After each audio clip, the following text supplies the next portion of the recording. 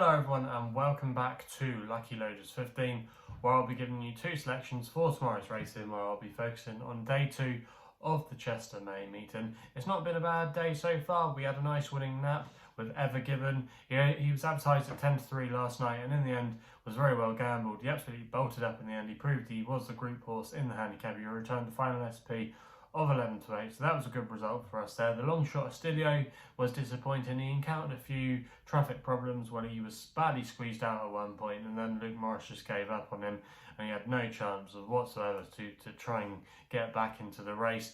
We still do have one more selection to run tonight at Kempton. That's Carlox Felix in the last there, so fingers crossed we can have a good run for our money there and end with a winner. But it's been a good day, and yeah, hopefully we can continue the form into tomorrow's racing. And like I said at the top of the video, 2 tips for tomorrow, and we're going to be going to the 1:30 at Chester with my next bet of the day, and that is Sunday Sovereign for Rob Hornby and Tim Easterby, currently available at 6-1 with Paddy Power and Betfair, who are offering 4 places on this race. I'm going to recommend a 0.5 each way selection as my next bet of the day. Now this horse, Sunday Sovereign, I think you can put a line for his latest run where he probably just needed it. He finished 8th at Musselburgh in quite a warm contest, but Tim Easterby's horses have shaped like they've needed a run this season. They normally do, so I think he should improve with that experience under his belt. He's actually now down to a mark of 96, which is actually £1 higher than what he won off last season when he actually won over this course and distance.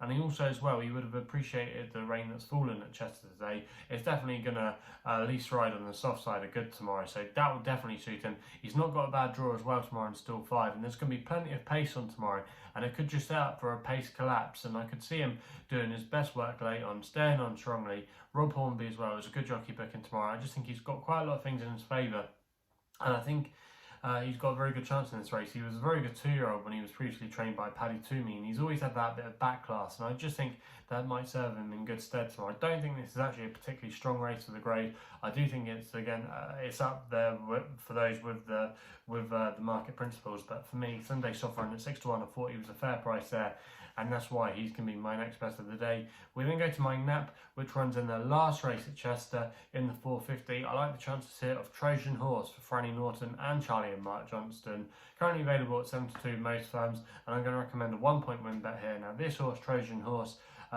seems to have a real liking for soft ground, and he did the job well last time out, I thought, at Ripon, where I think he was just idling in the closing stages, but he was always in command of that race. He makes his handicap debut tomorrow off a mark of 82, but I think that's fairly workable for him. Like I said, I do think the key to him is the softer ground, which he should get tomorrow.